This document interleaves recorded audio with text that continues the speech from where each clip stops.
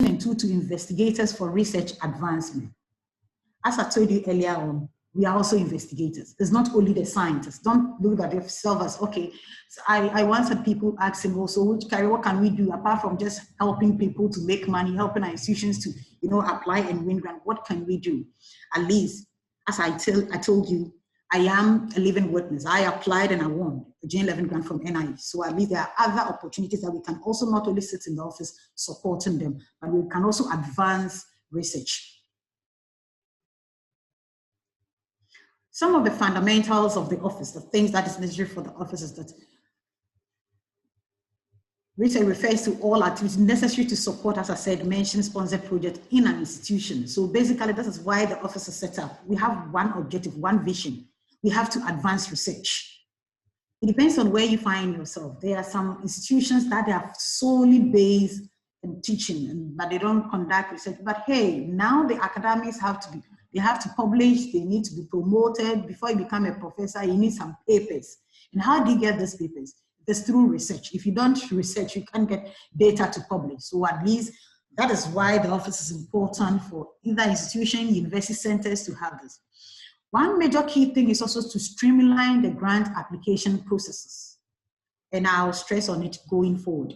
It's a bit cumbersome if you don't streamline the processes, because you don't know how many grants you'll be able to submit in a day if you don't have the processes. At a goal, you should be able to submit 10, 15, 20 applications in a day if you have the systems in place. How do you manage the award? Don't forget that we are not the spending officers. It's the PI, those are the spending officers. We help them to implement, we evaluate, we monitor what they do. And this goes into the implementation processes. Because don't forget that when something goes wrong, the PI will be banned for life. It depends on the institution or the funder. Some will give you 5 years, some will give you 10 years, some will give you for life, especially, some of these funding agencies, USAID, NIH, Wellcome Trust.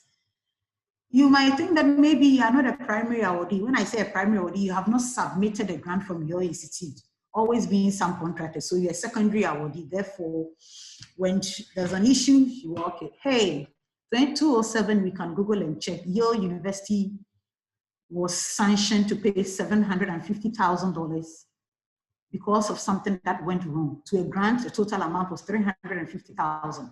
And the main primary awardee was Harvard University. So at least this streamlining things needs to be carried on well. As mentioned earlier, we perform the pre and post award functions. What are pre and post award functions that we do?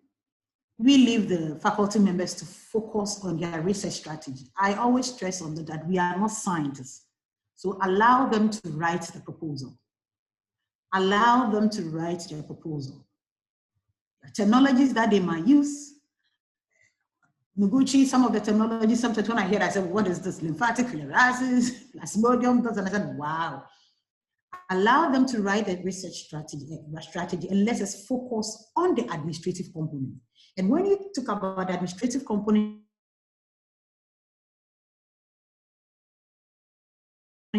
in the pre-award, or faculty member, if there is a need or is a requirement from the grant, linking up with external and internal collaborators. These are all pre-award activities. Your bio sketches, your CVs, letter of support, it forms part of the pre-award. And the post-award, as I mentioned, is when you receive the grant. So receiving the grant, setting up a cost center, setting up implementation of the post-award functions. Then we looked at the research policies and findings. We'll talk about it later on. But don't forget that where you sit in your institution or in the university, you and your institute. Your institution have their own policies. They have their travel policy. They have, you are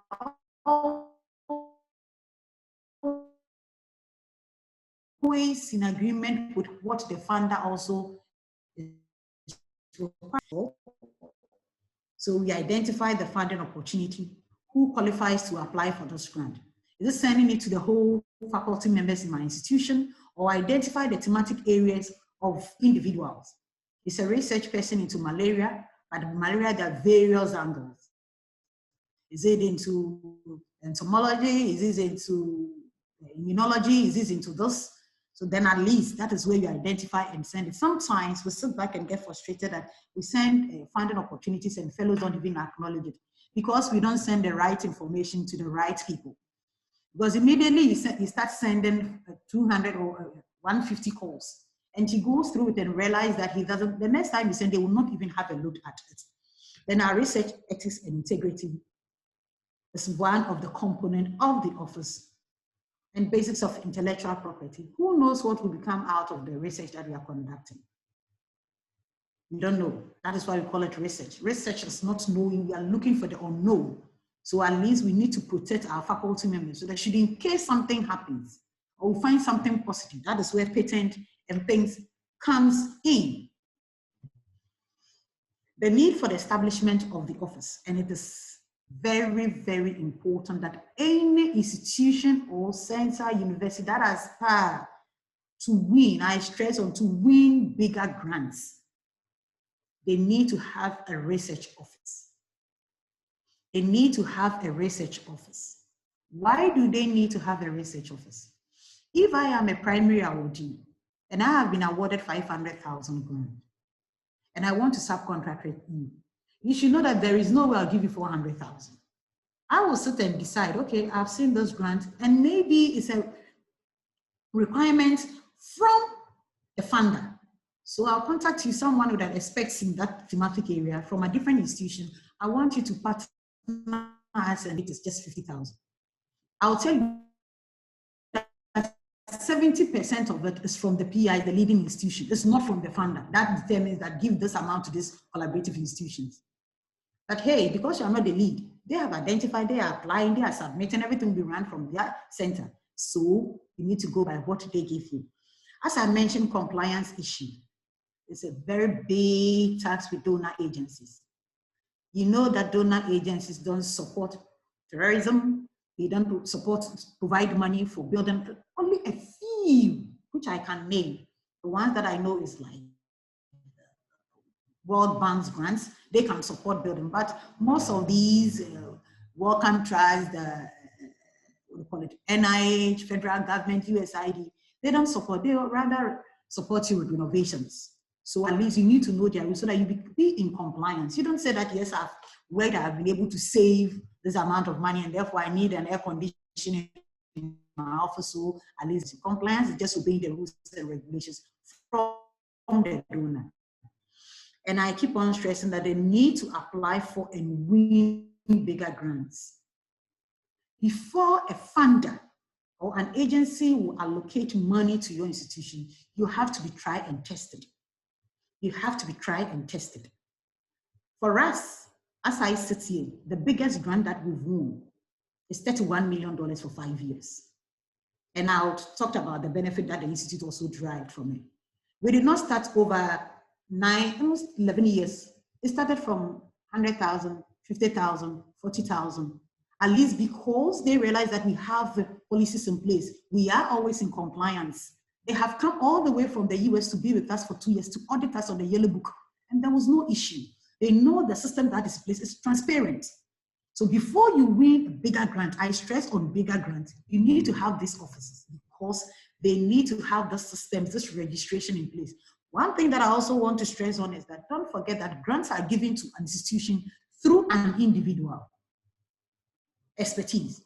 So yes, if I am a professor in influenza,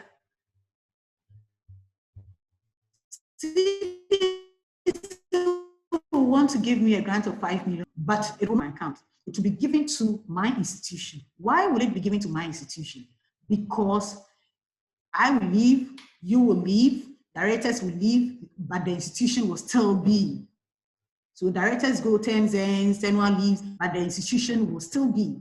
And even if the PI passed on, which we had a similar one last 2 years, the co-PI will be asked to take over the job if only he is available and he can take it. So we need to have this registration, not registering as an individual, but as an institute to win a bigger grant. An efficient grant management system, we'll talk about it, especially when we look at the units that are involved in managing this grant. Then don't forget, as I mentioned, the integrity of the institute. Donor agencies also talk. They gossip among themselves. When they want to support you with an amount of money, they find out, have you tried and tested this institution? Are they credible? Can we trust them with this huge amount of money? I always tell PIs when I'm presenting on writing good grants, I always tell PIs that, hey, we have the good brains in Africa. If you look at the WHO research work that was done in 2001, if you look at the whole Africa, even some of the African countries, the whole year they submit only one grant. When I say they submitted, that's the primary awardee. But South Africa have turned the grant into a business, right? So they believe that they invest in, they get what is in. And the institute integrity is at stake.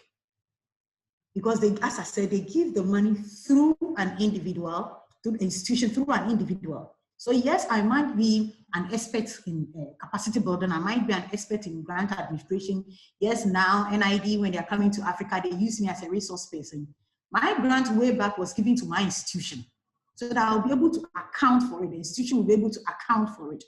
Then we should have systems, financial transparency. I'll talk about when I get to Nguchi, the system that we applied here.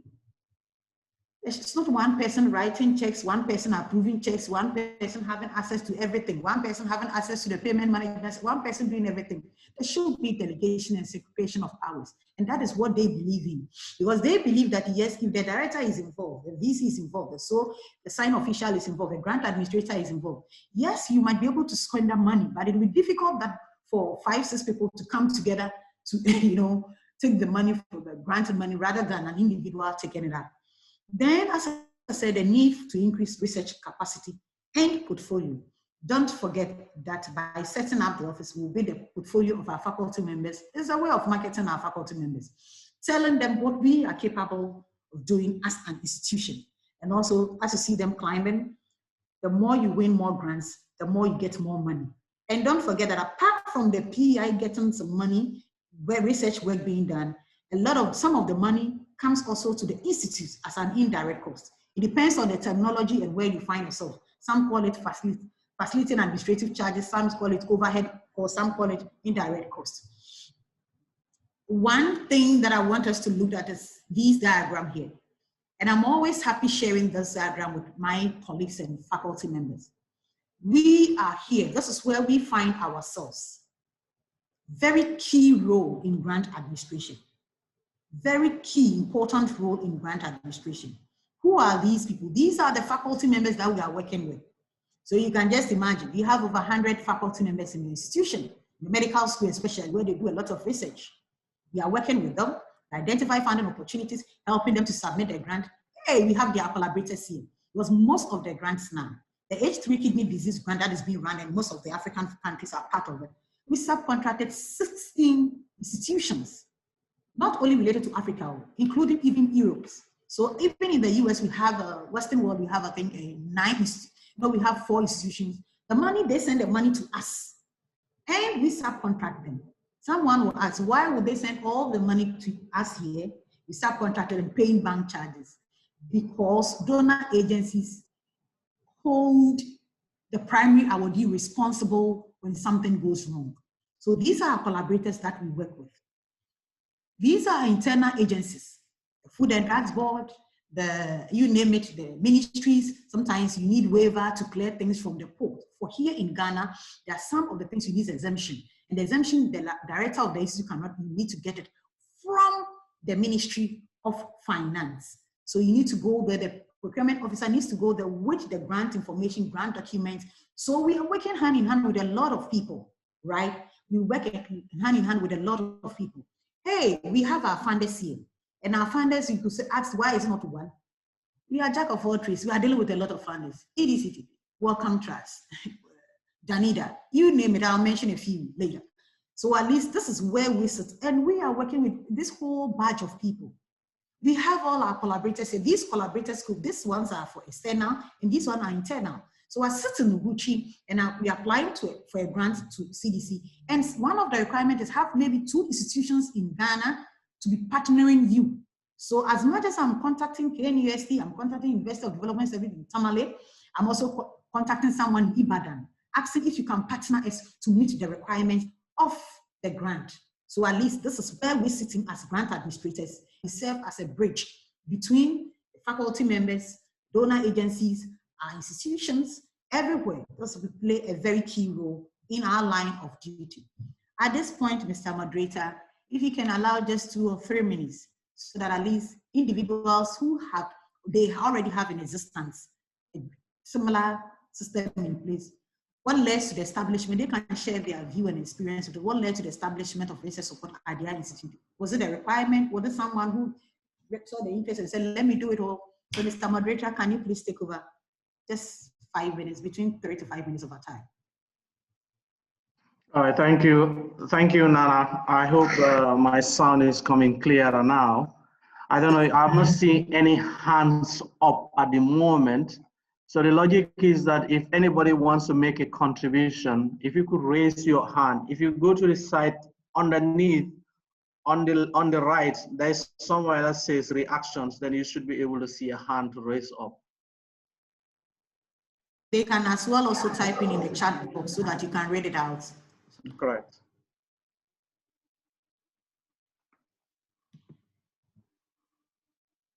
Is there anyone who wants to share his or her experience?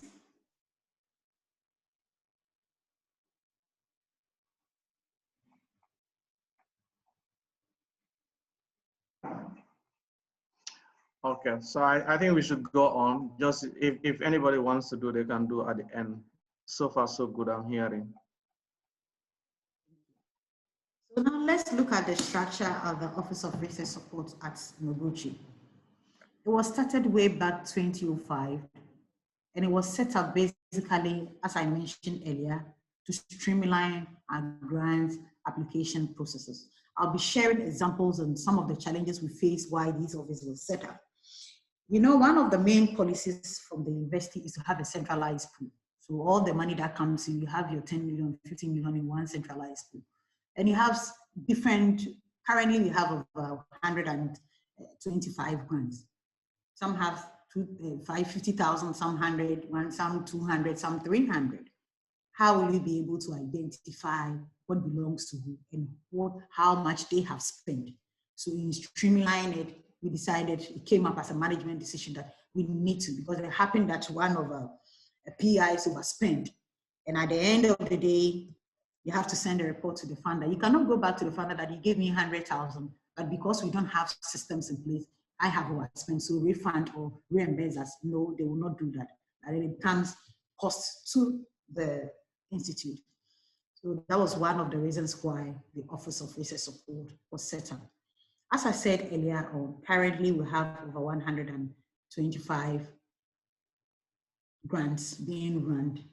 Active grants. When I say active grants, there are some that once in a while they come in, but these are active grants, day in, day out. PIs make requests, PIs go to the field. Fortunately for us, because of our father Corona, this time around, the travel and things have subsided. But previously, a day you can receive 20 or even 30 requests from faculty members. This one is going here, this one is going this, and some of the grants are running concurrently.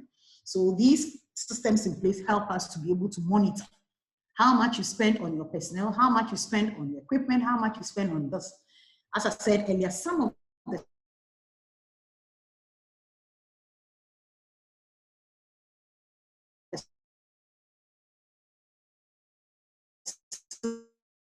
systems we put in place, assigning unique code to each grant that we receive.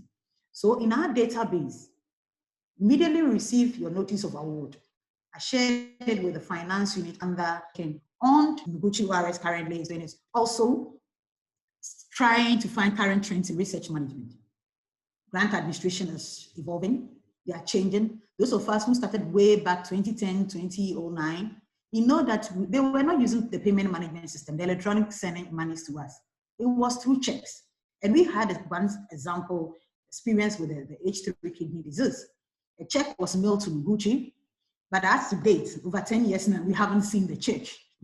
So yes, definitely they said that they've seen that someone have paid it. Some, I think they tried to cash it. They definitely cannot be cashed. So it's evolving. And that is why we need to be paid and know the current trend of grant administration, even with our submission. Initially, it was just email. So if it is 5 p.m., my office, I can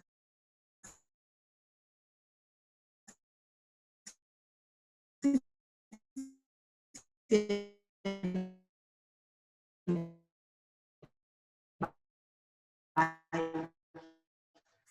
4:49, and I try to send it.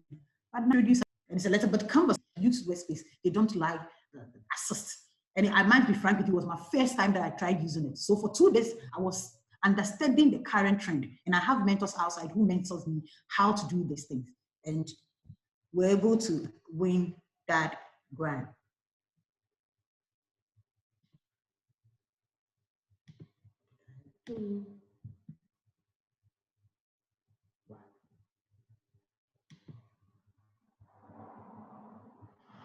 Dembo, there is a hands up if you can allow the person whilst I sort mine. Okay, there's a hand up I can see.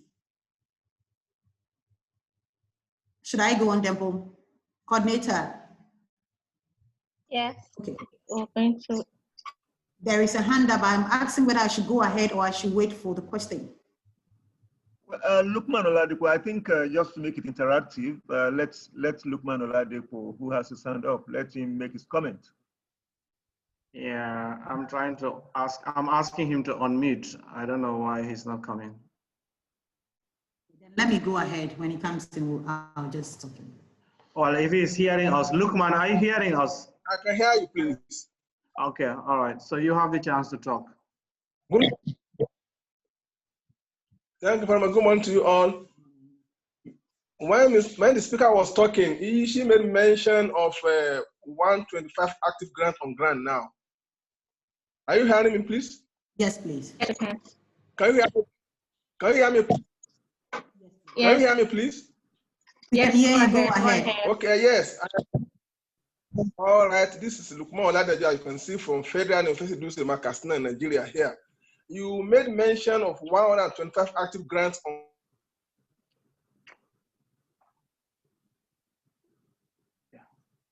on grant now. I just want to request, how can we have access to this grant? That's my question, please. So that I can get. Along the line, along your question, the line dropped. I don't know whether coordinator, you'll be able to repeat this question. Thank you very much. I said when you were talking that time, you made mention of available 125 active grants on grant now available.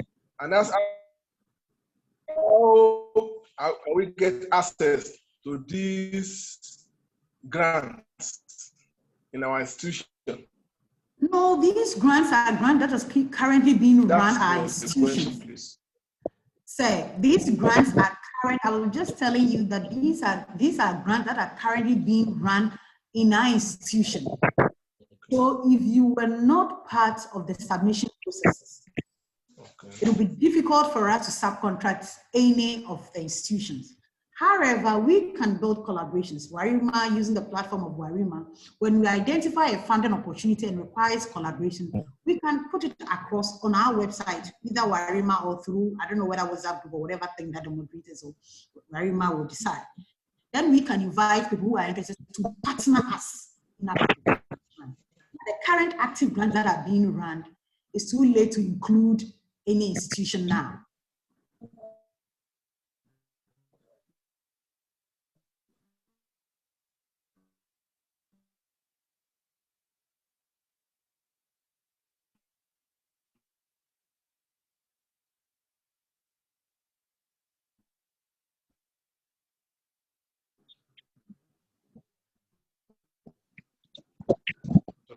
Hello, sir. Thank you very much. Now, as I said earlier that with a number of partners, in the US, we have the Danida, you have the NIH, you have the African Academy of Science, so we eventually become jack of all trades. You are working with a lot of multi-funded, because you cannot say that you are just focusing on one funder. Don't forget that one funder will not support all your research activities. Therefore, you need to win bigger grants. You need to work with a lot of these funders as well. Currently, this is the organogram that is being run at Noguchi. This is where the Office of Research Support sits as the grant administrator, the research development officer. This is where the person sits. We report to the director directly. Someone will ask, why do you report to the director directly? Don't you have an administrative head? The reason why we report to the director, it's simple. He is the signing official. He is the SO of the institute. And don't forget, as I said, that grant are submitted through portals. They're submitted through this donor agency's website. You cannot submit a grant to Wellcome Trust by sending an email. You need to go to a portal. And their portal, before you be able to have that access, needs to be registered by the Office of Research Support. And they will require the names, the emails of the directors, the main head of the institute. So at least it looks as if he has delegated some of his work for you to do.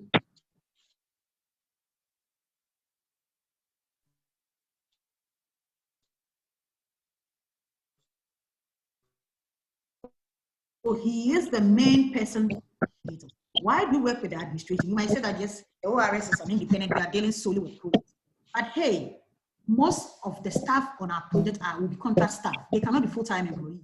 So when you receive sometimes your subcontract, you see that a research assistant one on name does. It's the responsibility or the role of the administrators, the HR, you name it, depending on where you find yourself. They draft the contract for these contract staffs. So we work with them.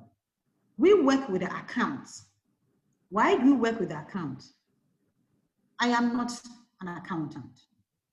I am a trained grants management specialist. But I work with account because it involves money. I work with account because the institute account sits here. And don't forget that accounts don't play the role of only grants management. They do other things, procurement, the institute's payroll, there are other staff that are permanent staff. They do auditing, they do a lot of things. So we work with the accounts people. And this is our institutional IRB board. We work also with the IRB. Why do you have to work? Initially, we didn't work with them initially. But why do we do that?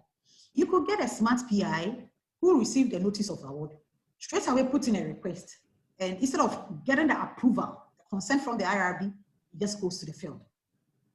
If something happens, don't forget, the PI will be sued, will be blacklisted, and the institution as well. So we are protecting the image and integrity of our institution. That is why the policies that we develop must be in line with the university or our institution.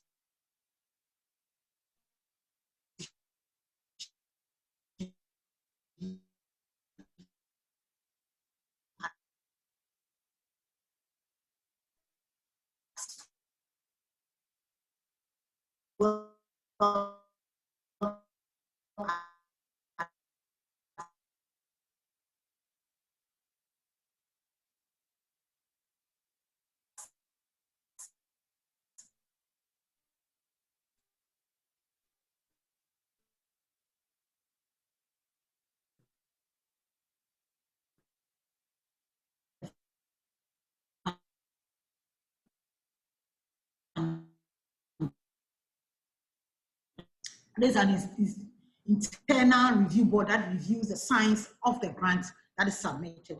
We currently have 3 administrative assistants. And what are some of the things that they do? They help in identify funding opportunities for faculty members. They help in, the leg round, the few things that, can you draft the letters of intent? You have the template, can you follow, can you check this? Then we have the finance people, as I said, then the database manager. So these components 6 under directly. I said there are other people that we work with. That's the account, the IRB, the STC, and the administration. But these units, they sit directly under the ORS. That's the director, the grant administrator. So you supervise these people. And we're going to look at functions of the finance unit. They manage project grants. So solely they are on project grants.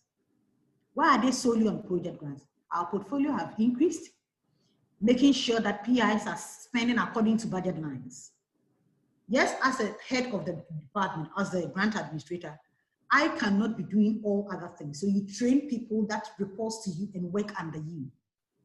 Now, donor agency requires that when you're submitting a grant or submitting your financial report, you submit according to the budget lines, that's what approved. So when The system that we operate is, there is a requisition form. We've come up with a lot of templates. The PI, being an expending officer, initiates the request because he needs to tell us what amount he needs and where he's going, what is required of him. Then he sends the request to our office, the Office of HS Support. Without us validating and approving it, the director will not sign. Because where the director sits, he doesn't know how much is left in the account, he doesn't know what is brought, blah, blah, blah, blah. So we have to validate the form and approve and say that, yes, you have enough funds, so go ahead. Then from the director's office, it gets to the accountant. Why does it get to the accountant? Because they conduct the audits. When the money gets into their system, they see it. The system that we operate is, I set up the Office of HS Support. But as I sit here, if you ask me, how much was even in the balance as at yesterday, I wouldn't be able to tell you. That's the transparency that I was talking about.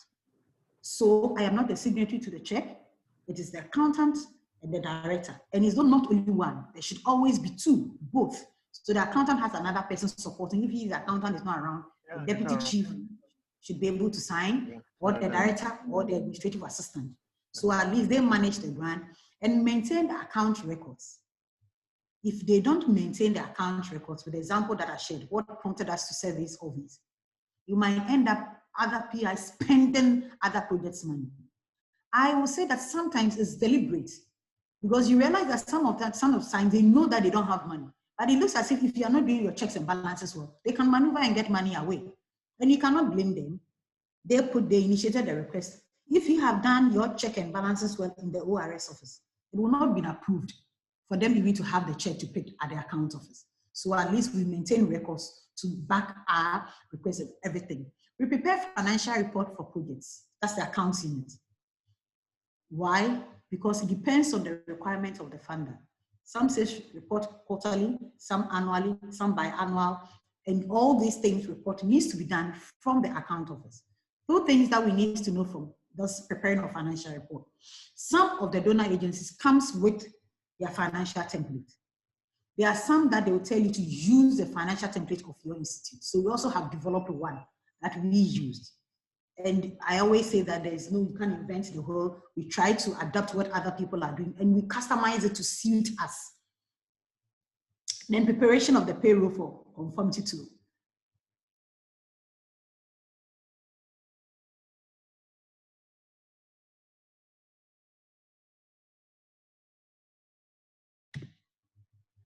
As mentioned earlier, on the grant, we have research assistants to be paid. We have other people to be paid. And this payment is done by the account office. So at the end of the month, they go to the account office to pick the PVs, to pick the payment voucher, and update their records in the ORS office. So that if I sit here and ask, what is the balance of project A, he should be able to tell me up to date one. Because the PI sometimes, even in a day, they can request 3 or 4. So if you don't update your system frequently, you might give a PI a wrong amount of money. That hey, you have 500,000. Of course, you've already been paid. Don't forget that they've already paid the research assistants on the project. So if you don't update it, right, and prepare your payroll well, you end up giving the PI that you have the 500,000. But the reality is that maybe they have only 450,000 because they've paid other people on it.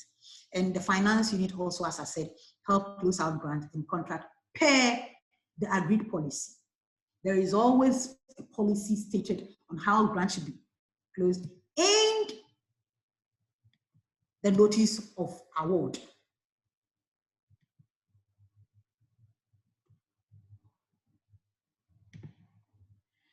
Let's look at the activities of the documentation unit. They manage the research project documents.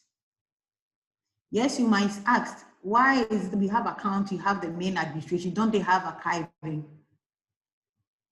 All project-related documents. Account only deals or archive or saves only projects money, or the request that deals with money. Any other thing, they are not interested. The administration might also save only things like the contract, the MOU, that is it. And maybe the sub-agreements that the director will sign. Any other thing, they will not keep a copy.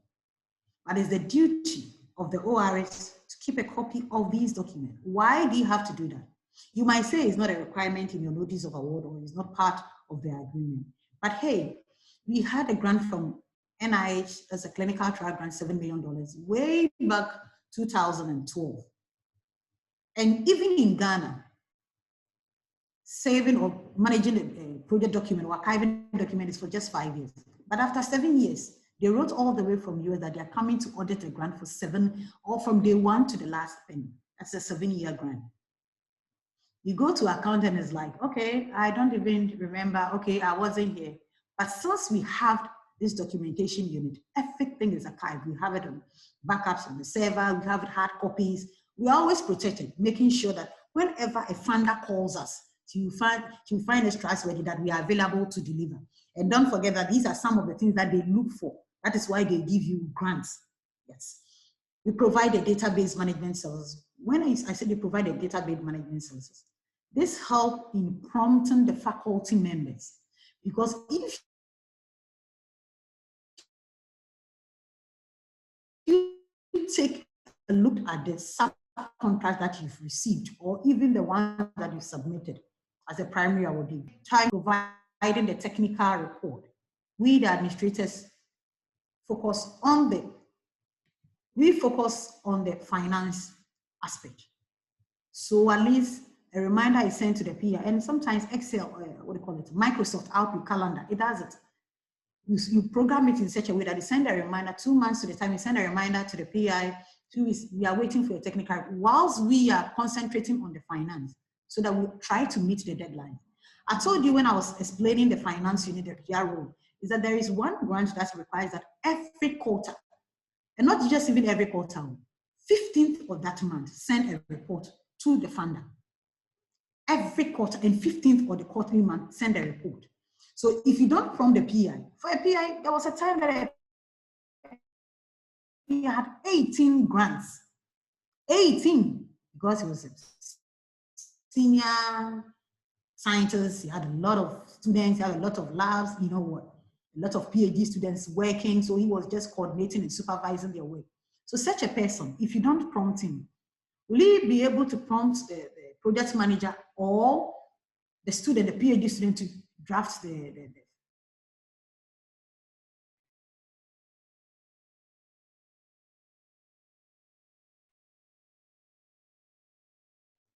technical report and review proposals submitted by PIs? Sometimes when you put up this question, it comes up, are you the scientist? We review it because a typical example, a grant requires that they came, I think 2 days to the time, came with a 9 pages document on the research strategy. So I drew the PI attention. He said, okay, I'll do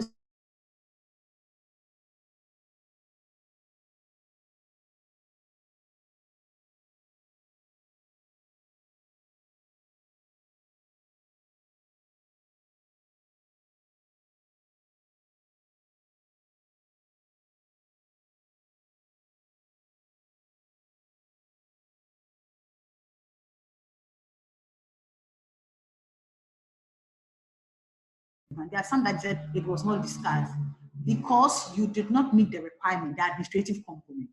And immediately you move the administrative component, you get it correctly, it moves to the science before it is reviewed, and your budget is also reviewed. So that is why we review their proposal. I've already mentioned that prompting faculty members in their reporting and meeting deadlines, identify and distributing funding opportunities to start with. Only few faculty members will identify funding opportunities because he's a lecturer, he's a head of department, he's this, he serves on this board, he serves on this committee, he's doing that. So it will also be difficult for him to go from one portal to the other. He's from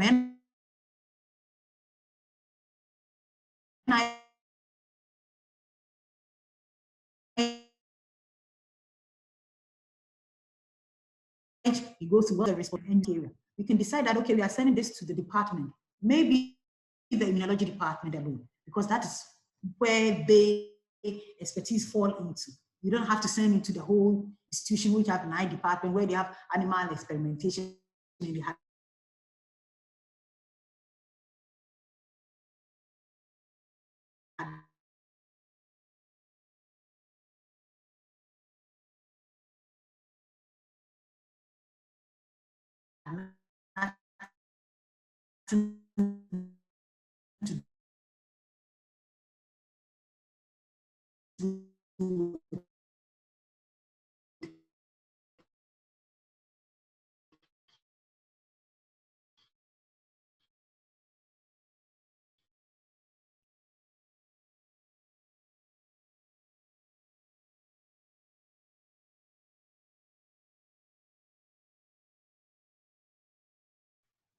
something to do with malaria. That one is required. That is why we decided to have this database. And you could see that because when the workload was increasing, initially we were doing just back the 7 is on the word, what do you call it, Dropbox, but we realized that, hey, you need to do more than that, especially when you have a grant running for 10 years, have a grant running for 5 years. If you don't take care, you mess up things. Therefore, you need to have this. We also developed a manual to guide the PIs in doing that, because the PIs can have access to it. It's only read only. They cannot edit or touch it. If not, a PI can just go in. They have their budget, everything. You can just go in and manipulate and change the budget figures. But hey, they can only read. So that when they have issues, they have to write back to the ORS that I went into the system and I realized, or I noticed that there is this error. My budget is total of maybe 400,000, but you credit maybe with 300. Can you explain why? Then we go back to check what the problem is, rather than giving them access to go in to change them. We also train staff of the office as well as the research faculty to understand the system. Sometimes you might think he's a professor.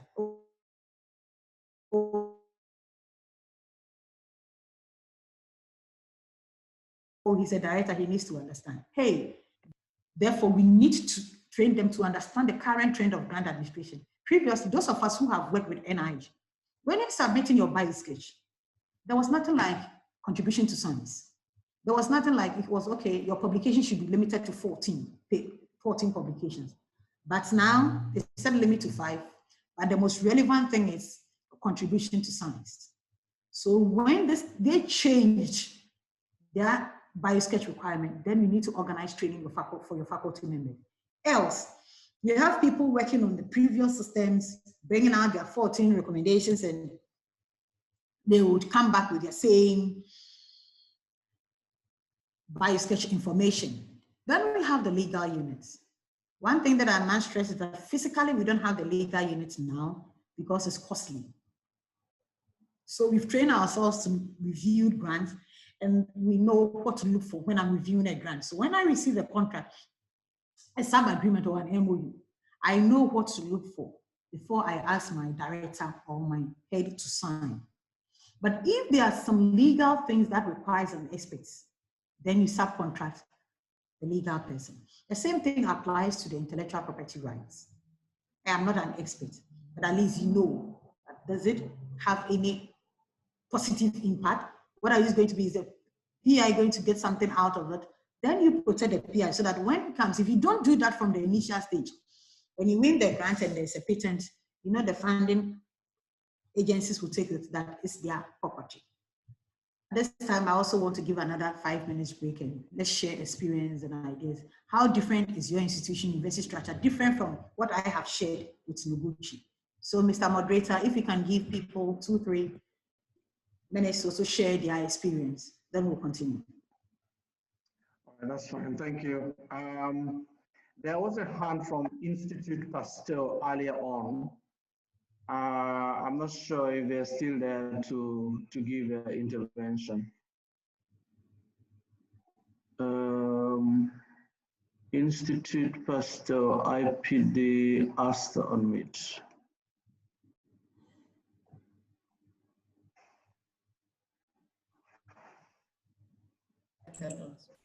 Hi. We have a lot of people. We have 36 people on that. So I think some of us have something in our office. We can't say that we don't have anything. Just share it. Nobody's here to, you know, just share it.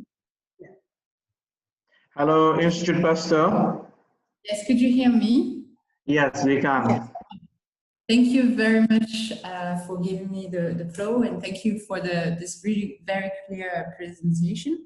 So I had a question early on, but you already responded it on. I had a question on the structure of your ORS but it was very clear, and your presentation was very clear on that. I have a question actually.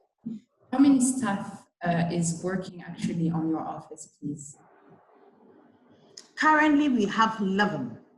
That includes the documentation, the finance, I told you the legal is not a physical thing. So that includes the administrative assistant as well. We currently have 11. And let me add on to it that these 11 staff, they are all not permanent staff because there is a restriction on recruitment from the government side. So I made a suggestion to my board that what we can do as an institute is that when we are submitting a grant, we should allocate an amount to administrative support or administrative staff, right? And administrative staff is different from research assistant. The research assistants work with the faculty members, but the administrative staff are us, we providing the administrative support, so that money is sent into tenant-generated fund, and we use it to pay. At least for now, we have 5 contract staff who have been on contract for over 5. The longest one is over 5 years, but we still have money to pay because as and when the grants are increasing, our portfolio is increasing, we try to accumulate money to make sure we run. And the more you have more grants, the more you get this money, and the more you get the efficient, because we need to be efficient, right? Iferinwa Agu. One more. Yeah, Iferinwa. Yeah, I'm on. Good morning, everybody. Good morning. Go ahead. Go ahead. Okay. Please, we don't have, my institution doesn't have this kind of setting that I've listened to this morning. In the last 2 years, I met Warima precisely last 2 years ago. Since then, I've been trying to see how we can set up research management unit. But each time I think about it, it looks cumbersome because it means that I've been wondering, should I go to the VC? It's a private university, but a very good one anyway. I work at Pan Atlantic University, Lagos. Is it to go? This is a place where you can't just come up with something. It has to be evident, like proven it. You have to show that it will really work. And because my unit is a service unit in the department, I'm in the Institute of Humanities. I'm the acting director. We do not graduate students, we don't have humanities students, but we teach humanities to every student of the university. Humanity courses, the ones recommended by NUC and the ones that are peculiar to the university, the humanity courses that can help the university project its objective.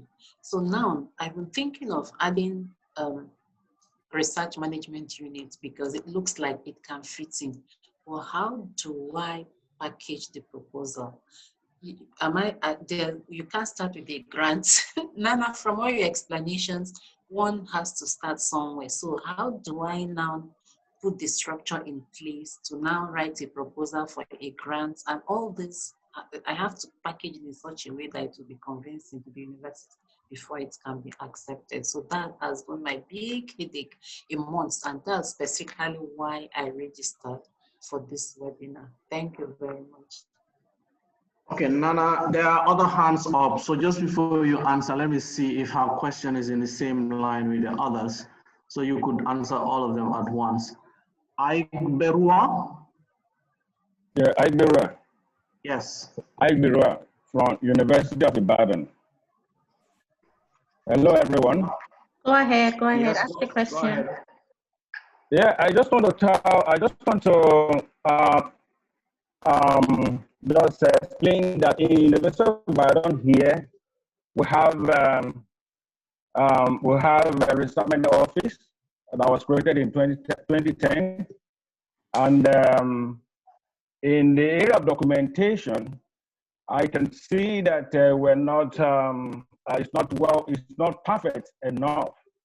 And in the area of maybe sending, identifying and distributing funding opportunity, we have, before we have 16 units, 16 faculties, Now we're having 17. And each of the faculty, we have research administrator there that liaises with the research, the scholars there by identifying their area and giving them the funding opportunity. And that's what we've been doing here. And my own concern now is that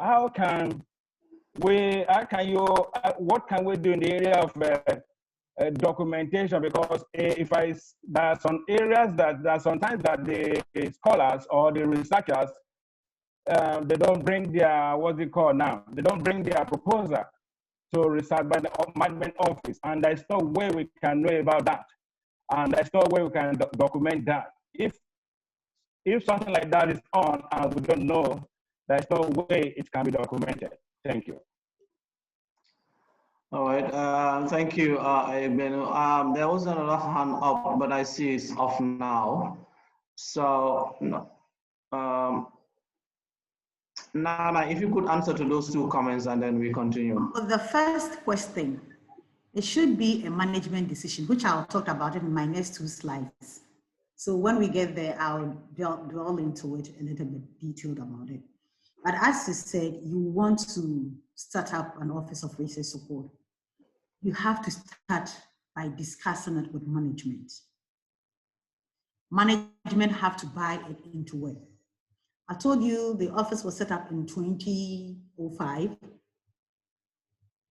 And when it was set up, the idea was feasible. So they just recruited someone with an accounting background, leave the office. And he was only solely on the finance aspect. So the other administrative component was lacking. That was when I was identified to be trained. So I went, at least but then it was only a few of us. We had 2, Nadia from Tech and myself. So I have to go all the way to US to be trained in Yale University of Morehouse School of Medicine. And I studied them how to establish this office, how they operate and things. When I came back, then I have to customize it to suit our environment because their system is a bit different from us. And because I have been with our institution, I was able to fuse some of the things, subtract, to add, to make it very important. And it has to go through the system. I said this, I said that, but it went through the system so that faculty members will buy into it. So when you develop a policy, I can't just develop a policy and say that faculty members go by this rule or this are indirect cost rate, indirect policy. No. You send it to administrative management meeting, you send it to faculty board meeting, then comments, you address it, then it moves on to, as long as you can know, whether council, whether board of governors.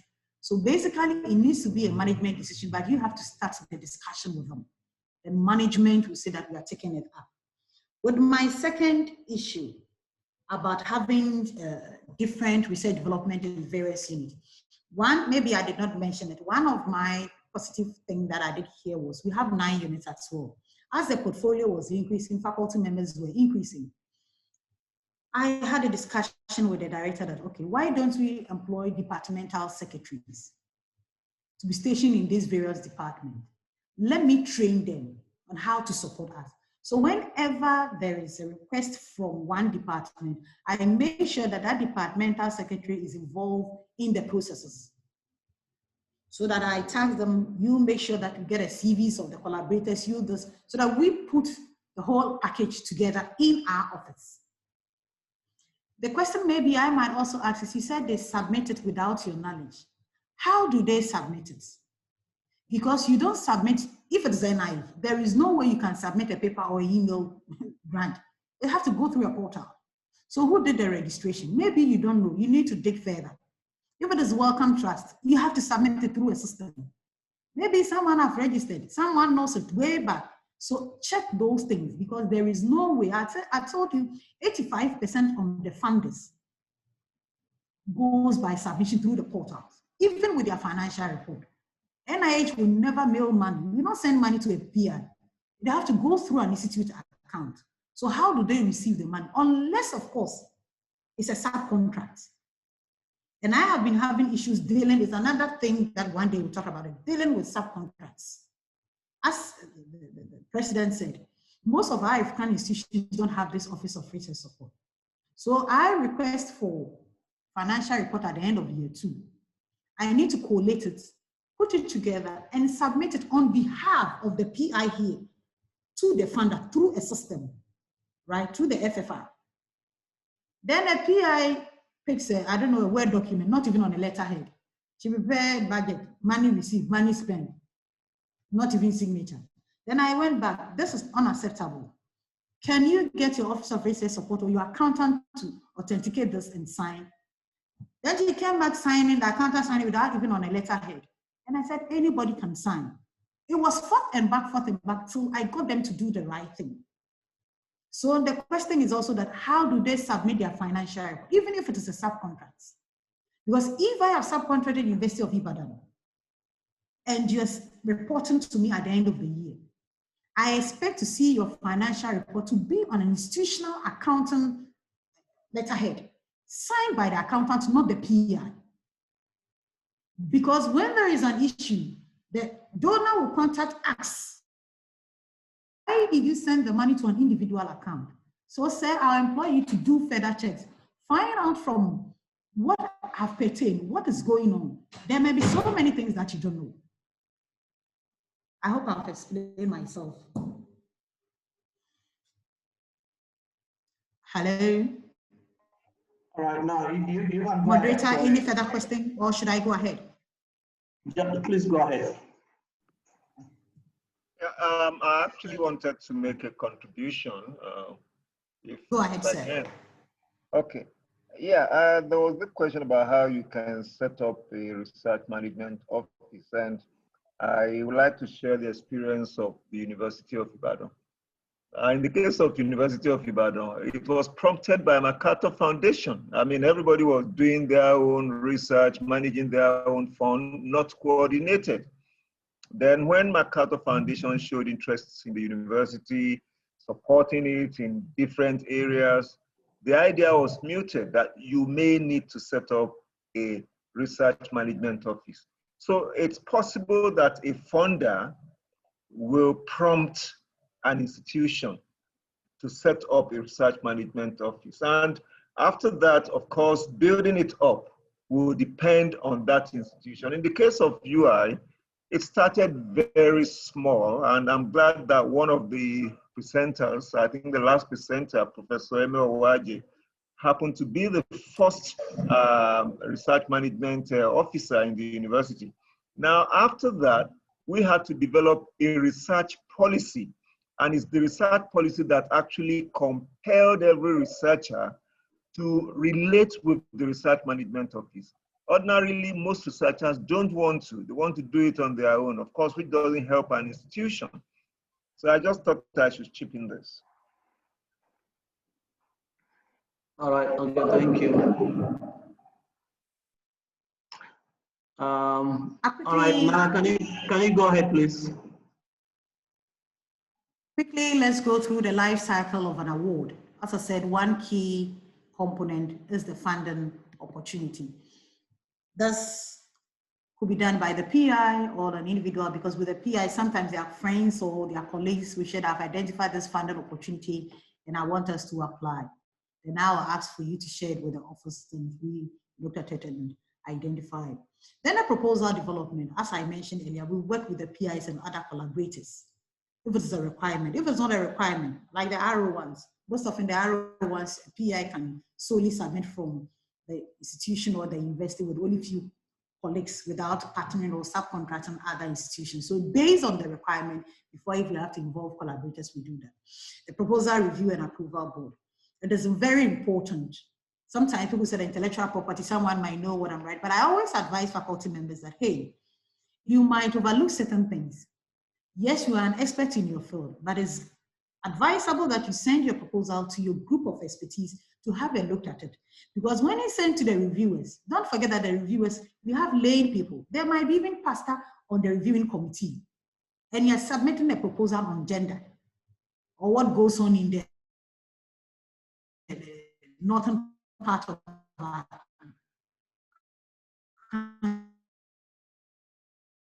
country. How women are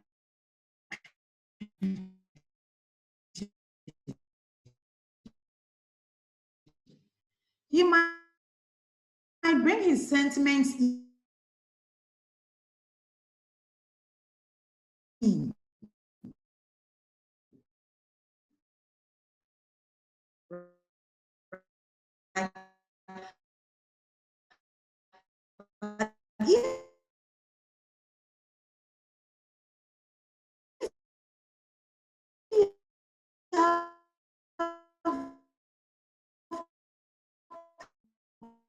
When you're submitting and you don't include a sub award, you cannot, after winning the notice of award, include a sub award. And if it is done, it's the office that initiates that system, because you need to also communicate to the sub awardee the policies of the funder. When there is an issue, the funder will contact the primary awardee, not the secondary awardee. So you also translate the policies of the funder to the secondary awardee. We should also know that, hey, when you as a secondary awardee cannot write directly to the grant administrator specialist with the funder, they will come back to the primary awardee, or they will tell you that channel your grievances or your challenge through your primary awardee. There were instances that sometimes I've heard it that, okay, they give a primary awardee and it feels that the money is too small, so she writes, bypass the primary awardee. Then as a secondary awardee wrote to them and said, go back and have discussion. If you feel that the work that you are going to do, the quantum of work requires more money, go and talk to your primary awardee. We are not in the position to answer your question. So it happens. PIs will bypass grant administrators, talk to the grant specialists with the funders, and they will come back that I don't take instructions from PIs. Whether you're a professor, whether you're a dean, they tell you, I'll not take instructions from you. I'll take it from the grant administrator, because don't forget, he has already asserted that he should be jailed, because they believe that you also protect integrity. That is why you make sure that they do the right thing. We've already talked about compliance issues, so I'll not dwell much on that here.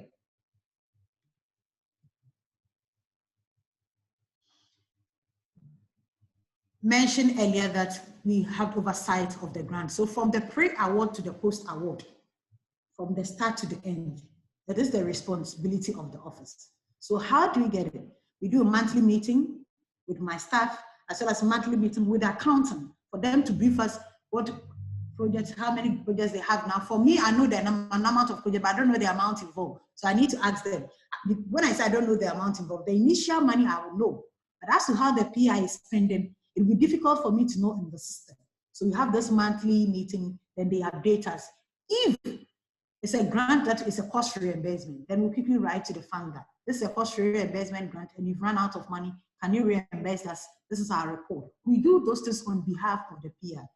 But the PI is incorporated, he is in know. You don't just send an email on your behalf that I'm a grant administrator and that I'm sitting here, so I'm saying, no, you are not the spending officer. You are not the spending officer. So you work with our PIs. So you try as much as possible to have a good relationship with your PIs. The financial report, I've already talked about it, that the finance unit under the ORS handles that one. Then the closeout as well, making sure that we are in conformity with the policies of the funder. Then the final straw is the audit. There are some agencies that is a requirement, there are some that is not. There are some that is a requirement, but they will not even get for it, they will not pay for it. They will tell you to charge it against your indirect cost. It's a negotiation so that you go back and tell them that yes, we can do it, or sometimes we cannot do it. Now to the question that my lady asked previously, tools for setting up research management office. As a previous contributor said, it could be an initiative from the funder. Yes, it was a requirement. Most, as we speak now, there's an institution in Ghana that they have been granted an award. But the condition is that until you set up an office of research support, you cannot touch a dime of that money. So over 6 months, they have received a notice of award. They've received everything. So now management have been compelled to set up this office, as he said, because the overhead that comes to the institute, which I'll talk about later, is huge. Just imagine if you have a $1 million grant and the overhead of NIH is 8%, that comes to the institute annually. It could be used for so many things. So the donor agency can compel you, as well as a management decision. Some of the institutions, when they sit and realize, oh, this institution is really taking shape, this institution is really making a lot of, then they'll contact their directors and their friends. So how are you making it up? Oh, we're making it up because of these offices, and they're helping us to identify funding opportunities. They're helping us to collaborate with our donors. They're helping us to make a lot of money for our institution. You need to have management backup because, as I said, when you are registering or setting up this office, you need information from the director. Sometimes they even ask for the physical address of your institute. Who is the head? What is his position? What will be the tenure of his office? Sometimes I quite remember one of the donor agencies even requested for the appointment of the director's letter from the VC. So if it's a requirement, you have no option if you need to have your institutions run. Then recruitment of dedicated staff. I always stress on this. You don't pull people from, I have a grant administrator sitting here, or I have an administrative assistant, you should come and sit in the office of research support. Because you need to be trained. It's a skill. It is a skill. So you need to have dedicated staff that you train them to be abreast with the activities of the funding. And also one thing that we need to work on is our reliable internet. We lost one opportunity because we couldn't get the right internet to submit. It was 10 minutes to the time. As usual, the PI getting this information, we did everything correctly. Now you click on submit, then come and see the internet dancing run around. We couldn't submit. After that, we wrote to grants management specialists saying that they should allow us in a few minutes to submit. And they said no. We could have started it a week or a month earlier. So we need reliable internet, especially with our African institutions. We need to have that. And available resource. As and when you are increasing, as I said, when we started with Excel. But as and when the portfolio is increasing, we decided to have a database.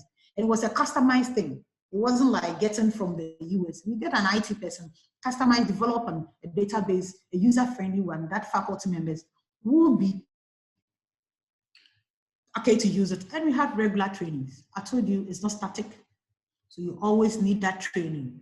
Upgrade yourself. Things are being changed. I don't know for anybody have a CDC grant here. You can attest to me. They've introduced something called Grant Solution. You need to learn how to, they don't care. And the one thing that I don't understand the funders is that when they do that, they don't train you. They said that, okay, we are going by this system or this new software. What do you do? Elimination by rough cutters. Because this grant is unrestricted, and unrestricted, everybody, that's what we are applying for this grant. So what do? We need to be trained and be accredited with Cameroon. The benefit of these offices, the inflows will increase. When I say the inflows, the money that comes to the institute, will increase. Don't forget that as it increases, the indirect cost to the institute also increase. Because all funding agencies support indirect costs, administrative charges, whatever the technology that I use. So it will definitely increase. Even those that they don't allow, they will advise you to have a leeway of putting a miscellaneous, putting maybe something that will definitely the institute would have to take it out. But sometimes our faculty members, if there is no budget line, clearly that says that, okay, this is an indirect cost. They try to maneuver their way to make sure that their indirect cost increases. Then one benefit is also having efficient grant management processes. If you don't have it and you are submitting 5 to 10 applications in a day, it will become difficult. There is no way you could do that. There is no way. So you need to have the systems in place, developing policies, making sure that you have, most of these policies should be an internal document, developing software, developing forms to make sure. So immediately you inform me of submitting a grant, then I'll send a checklist to you. Checklist, the role of the office, the role of the PIs, what is expected of your department state secretary. We have a preparatory meeting, who will be doing what, timelines. These are things, these are systems that you put in place to make sure that you meet the deadline. So you might have 10, 15 PIs submitting. And it wouldn't be like, okay, this one is my friend, so I ignore this one and I'll do this one. But at least you make sure that you get them all in place in submitting. Then you increase the grant award rate, as I've already mentioned, because you can see that you did a budget, this is award. The more you water it, the more you get more grant, you get more money coming to it. And one major thing is the policy by donors. Because immediately you go against them, they will sue you. And they will sue you more than the money allocated to you, whether you're a secondary or primary awardee.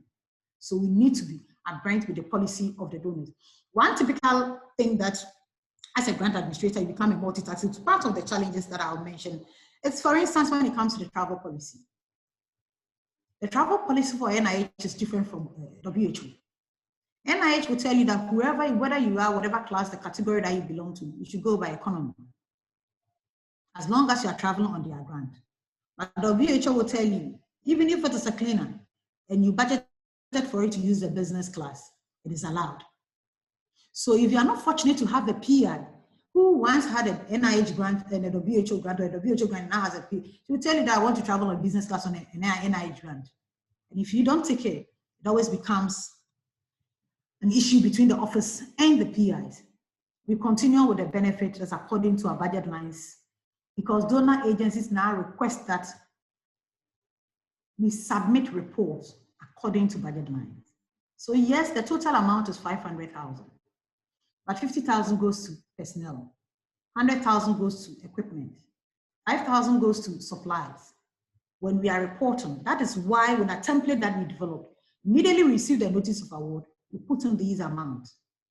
We, the office, will not put in the specific who is be paid on the 50,000, but at least the 50,000 is captured. So as and when you are requesting on personnel, it's reducing. You try not to mingle, we know, have issues with the PI, who are you paying this?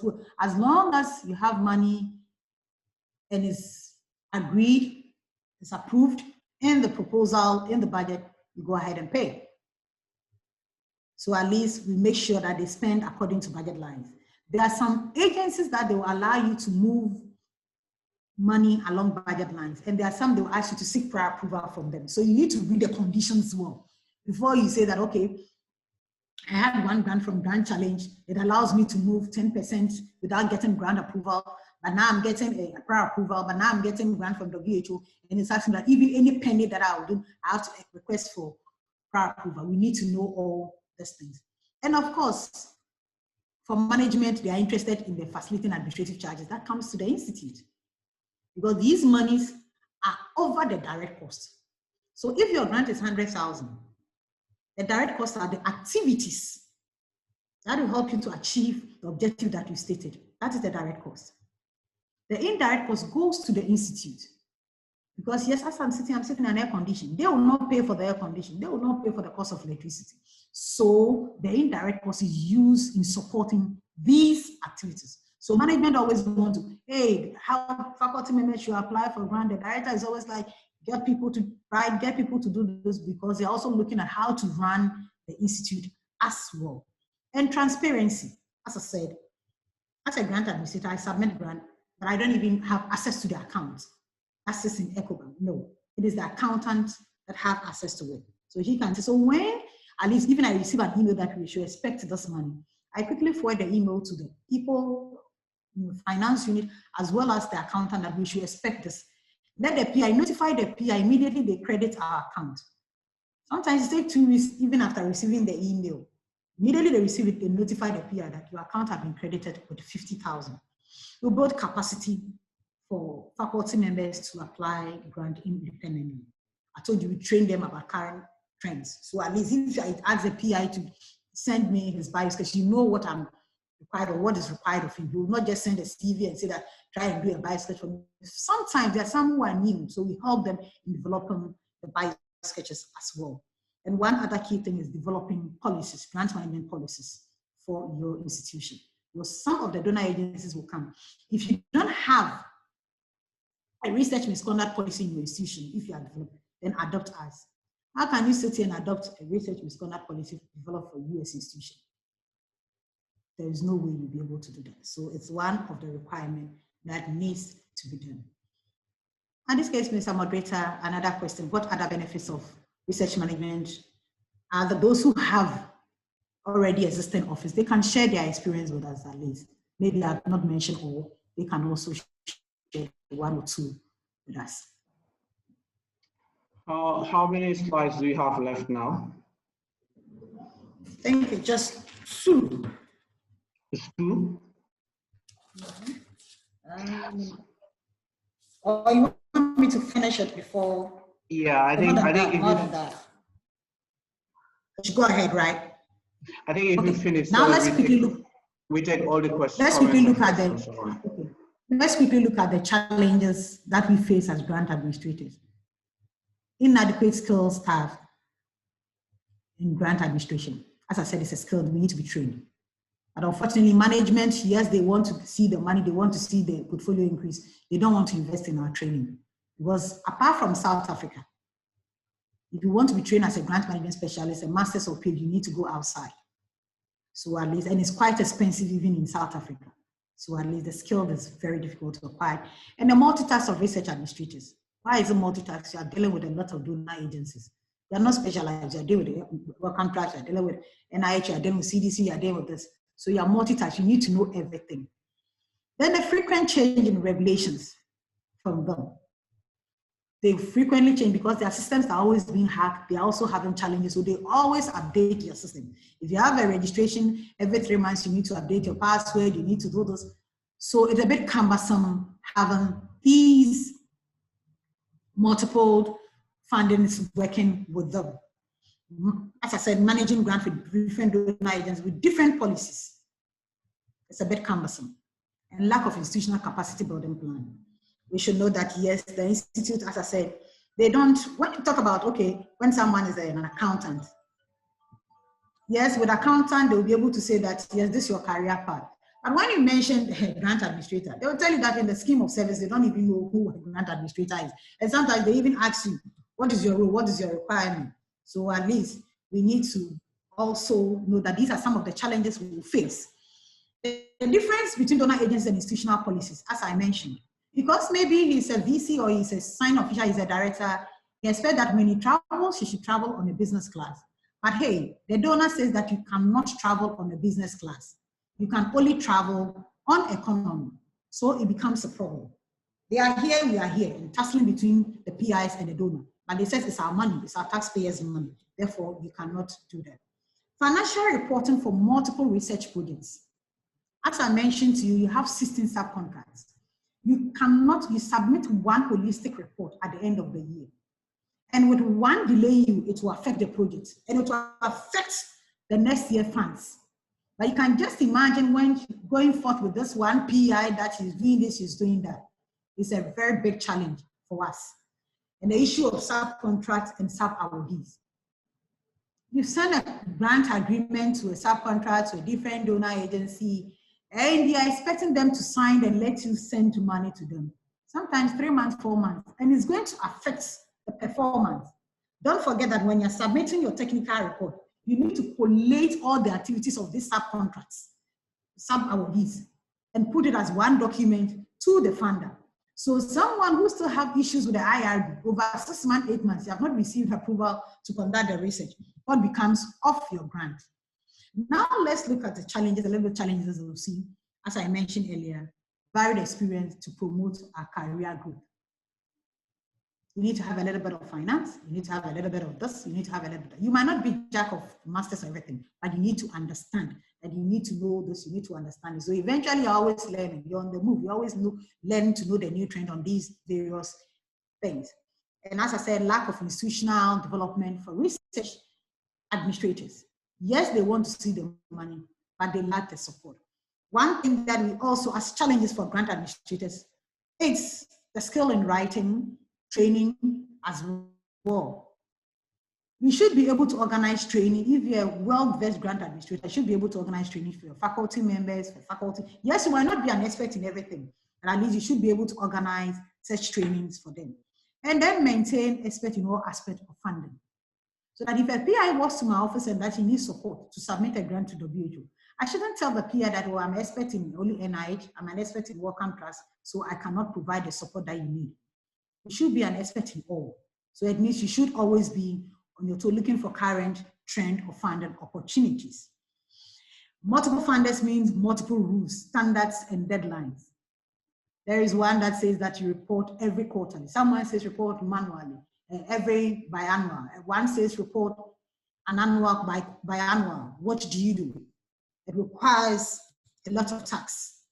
And that makes the work a little bit challenging. As I said, I'll skip the experience so that at least after that we'll take questions from it.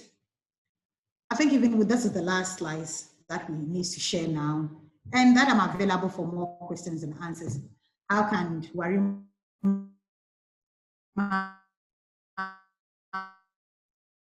or myself help you to share your knowledge with your institution and contact Mr. Moderator? Thank you very much, Nana. It's a bit of a virtual thing. If I can clap for you, I'm sure I'm clapping for everybody else to say that was a well thought out presentation that has taken us through your experiences as a research manager at Noguchi and the University of Ghana. I think I'll open the floor for questions. If anybody has questions, please raise your hand and then we'll unmute your mic and you will be able to ask questions. But just before people come in, I think your experience in Noguchi is such that the Research Management Office was something that was instituted or pushed through by the management of the institution. I think in across our region, there may be researchers in institutions or in universities where the VCs have not yet come to that realization. And my question is, what advice will you give to PIs in those sort of circumstances as to what they should do to get a research management office established in their institution? They should involve management, as I said, and let them understand the need for it. Because as the other collaborator or contributor said, yes, Noguchi pushed it as a management decision, but after management have taken that decision, it will surprise you that 6 months after, a clinical trial, artesunate amodiaquine clinical trial, that $7 million grant that was funded through NIH, it was part of the requirement that we want you to conduct this malaria clinical trial with $7 million grant for 5 years. However, one of our requirements is you need to have an IRB office. So they even help with the registration for us to get an IRB number. But by then, we've already initiated the setting up of the office, right? So it just coincided. So I would advise faculty members that they should have discussions with management that yes, institutions are moving on. You will hear that yes, at the end of the year, they say that these institutions they are first in Africa. It's because of research. It's because of grants. They are not just there because of the teaching of students, right? And even if you are teaching of students, there are funding agencies that support training of students, PhD students. Forget it, you go there, you have a lot of calls for PhD students and capacity building. So I'll advise faculty members that they should have discussion with management. If they have a faculty board, they have fellows meeting, they should discuss it amongst them that, hey, this is the new trend and we need to go by it. We cannot be where we are, we cannot be in our comfort zone so many years. All right. The other thing is, and that's the benefit of having a session like this, is that we're creating a community of practitioners across the sub-region. And I think if we have PIs in institutions that are not very strong in management, they could actually take advice or guidance from other research managers in other institutions like yourself and other people who will be on the group as well.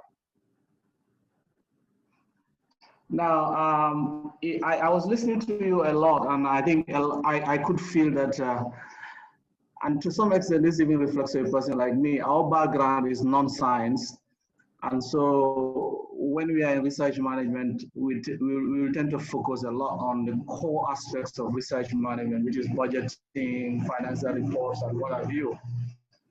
But there are other things that also come in, which are more of the support to science, i.e. data protection, community engagement processes, ethics processes, data quality, data integrity. I'm not sure how you in Noguchi have been able to dealing with such issues, whether it all sits under the Office of Research Management or some of those things outside. I did not dwell on it because they sit under the IRB. You have the monitoring and evaluation team. So once in a while, they go to the field to monitor and supervise the activities of the fund. So they sit under the IRB, the Institute Review Board. But I did not dwell on stress on that because that is not under my domain. Okay, so again, these are some of the institutional context things that people have to bear in mind when they are trying to define a scope for their research management offices as they establish them. All right, Aigberua. Aigberua Paul from University of Ibadan again. She mentioned something about what's it called now? Development of a grant management policy, and yes. Which we are trying to do in University of Yes, Ibadan I did. now, because there was a time that GFDP asked us about our grant management policy, which we said we don't have, and we were trying to do one now, and we've started. So, you know, to put things together so we can have a management policy on grant management. But the question is this: can we now have, maybe West Africa or Africa have one grant management policies to be used by Africa University? Thank you. No, no. The answer is big no. No. No. Why do I say no? Because of the dynamics of grant administration. I don't know the policy, for instance, on your procurement in your country, but in Ghana, or anything beyond $5,000, you need 3 invoices to support it. If you don't have it, you need to get approval before sourcing. So if I use our governing rule here to draw up a grant management policy, it might be different from what pertains in Kenya. It might be different from what pertains in Nigeria. It might be different from what pertains in Senegal. So that's why I said that when I even went to US and came back, I was tasked to customize our system, right? Customize it to suit you. So yes, we don't invent the wheel. You can pick from what others have done, but at least you customize it to suit your environment and your system. Okay. Did I hear Professor Labo? Professor Popola, did you want to say something? Oh, well, I think Nana has said it all. I mean, procurement laws are different from institution to institution. So it's not possible for the whole block of West Africa to have the same research management policy. But like Nana said, yes, it's possible for us to draw templates from different climes. Then you domesticate it in your institution. Of course, the ingredients are usually similar, but it's better to domesticate it in your own institution. That's fine. I am involved with some other project that is looking at research management in 3 institutions in Africa: University of Ghana, University of Makerere, and University of Cape Town. I think some of the lessons from those type of exercises we could share across. Because we have different procurement. We have a question here from, hello, Aigberua, can you mute your mic? Okay. Thank you. We have a question here from Barbara Giampong. It says, how can a research administrator take up their own capacity building destinies into his or her own hands to be better at what they do? What are some of the opportunities out there? Tabo, can you repeat the question again? You're breaking up. It says, how can a research administrator take up their own capacity building destinies into his or her own hands to be better at what they do? What are some of the opportunities out there? I would say that, yes, apart from management supporting you, right? I started as a grant administrator. When I came back, what I saw outside, I said, okay, talking to management, they said, okay, personally, we cannot pay your dues for you, we cannot do this. So I decided to save, personally, to develop my capacity. So saving to be able to pay my dues. Currently, then you know that I'm a member of the Society for Research Administrators International, of which I even won the first round scholarship. And also a member of Varima. All those things are being paid from my own pockets. That is one, building my own capacity to make myself relevant. The second aspect is there is funding opportunities for us grant administrators to build our own capacity, right? Especially when you go to Fogeti website, there is a lot, sometimes just a 2 months exchange program. And immediately it's just 2-page or 3-page